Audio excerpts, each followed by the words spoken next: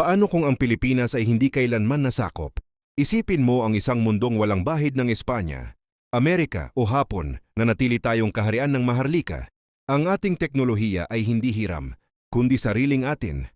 Simula sa agimat-powered hanggang sa mga barkong pandigma, ang wika natin ay hindi nabahiran. Ang baybayin ang gamit sa bawat computer at smartphone.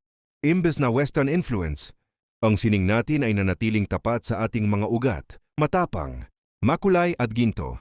Baliktad ang mundo. Ang mga foreigner ang nag-a-apply ng visa para mag-OFW sa Pilipinas. Tayo ang boss, tayo ang investor. At tayo ang nagdidikta kung anong susunod na trend sa technology.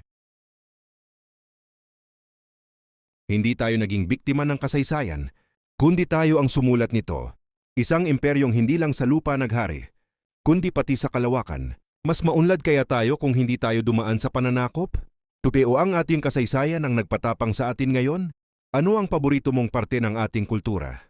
I-comment mo ang Maharlika kung proud ka sa ating pinagmulan.